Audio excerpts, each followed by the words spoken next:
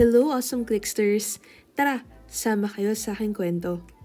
Papunta kami sa Adventure Aquarium sa Camden para sa Halloween special event na Fantastic Pumpkin Glow. Pangalawang beses na namin pupunta dito kasama si Choknat. Meron akong nabasa dati, magandang sensory experience para sa mga babies ang pagbisita sa mga aquarium. Nakakakita sila ng mga makukulay na isda na talaga namang nakakakuha ng kanilang atensyon.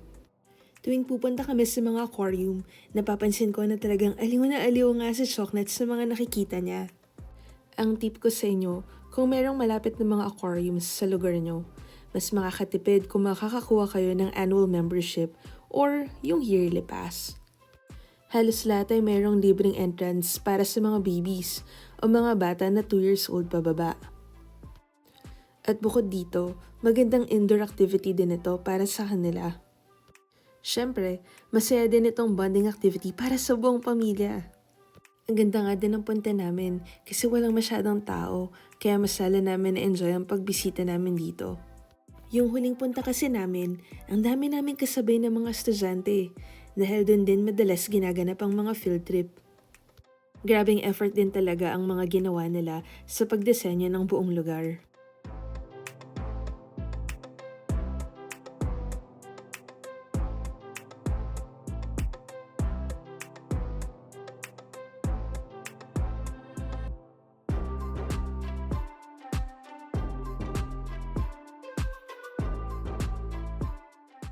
Isa sa mga pinuntahan namin ay yung area ng mga hippos para humabol sa feeding schedule nila at makita silang aktibo.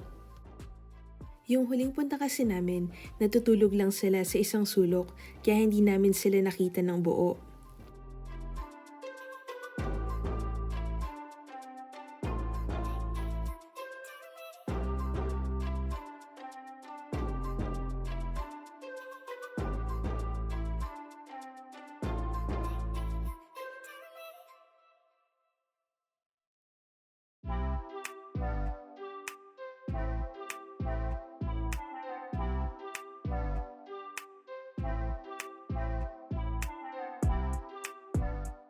Pero ngayon, gising na nga sila dahil oras na ng kanilang pagkain.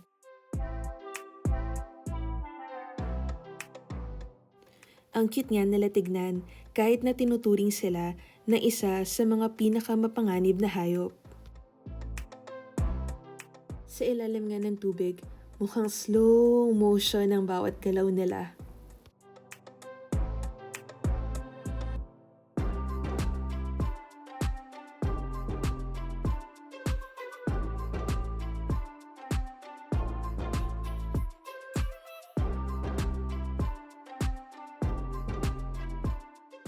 Mukha nga silang kalmado habang kumakain. Ang sabi sa amin ng nag-aalaga sa kanila, yung mga pinapakain lang sa kanila na gulay ay parang snacks lang nila. Meron talaga silang kinakain kung saan andun nanggagaling ang bulk ng calories na kailangan nila bawat araw. Umakyat nga kami para mas lalong makita ang kanilang mga mukha. Pinakita ko nga rin kay Choknat, buti na lang hindi siya umiyak nang makita malapitan ang mga hippo.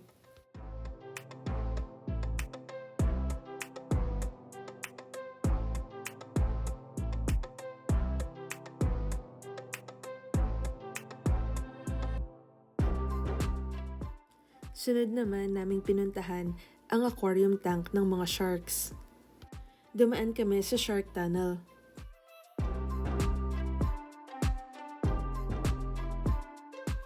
Habang naglalakad kami, kitang-kita namin malapitan ang mga shark na lumalangoy malapit sa tunnel area. Ang ganda nga nila pagmasdan.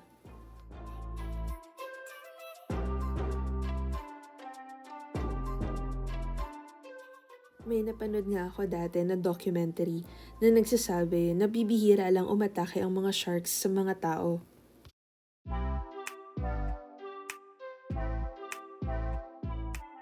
Ito naman ang pumpkin decorations nila, nakahugis ng shark.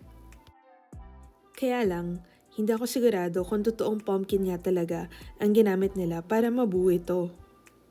Naaalala ko kasi, Nung pumunta kami sa pumpkin event ng Argus Farm sa Fork River, totoong pumpkins ang ginamit nila para sa buong exhibits nila.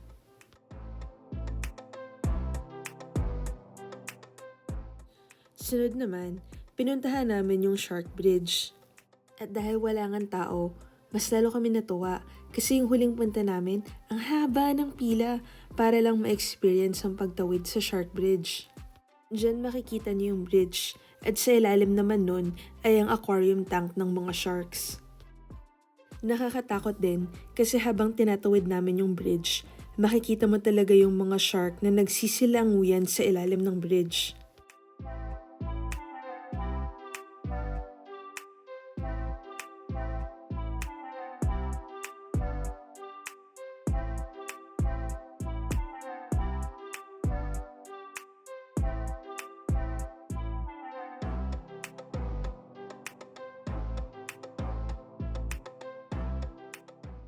At ang huling pinuntahan nga namin ay ang area ng mga stingrays. Hindi namin naabutan ng feeding schedule nila kung saan bibigyan ang mga guests ng pagkakataon na pakainin ng mga stingrays. Pero ayos lang kasi kung na-miss man namin ang chance na bigyan sila ng pagkain, pwede pa rin naman namin sila hawakan.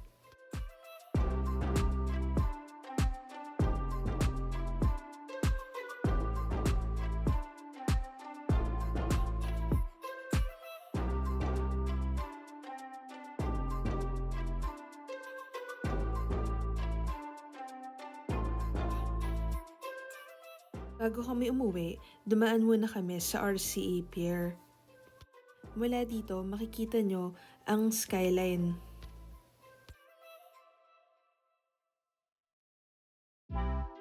Pinuntahan din namin ang Battleship New Jersey, pero sa labas lang kami kasi sarado na rin ito nung mga oras na yon. Ang nasabing battleship ay tribute para sa mga manatapang na mga marino na naglingkod dito.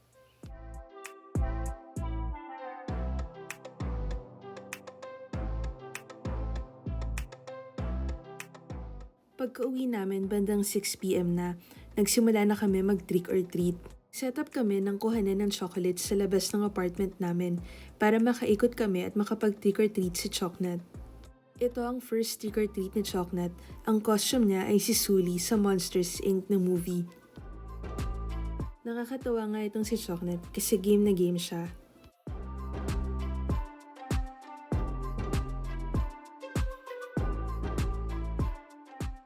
May mga ibang bahay na nasa labas na yung chocolates. May mga iba naman, kailangan mo pa kumatok para makakuha ng treats. That's it for today. Keep smiling, awesome Clicksters!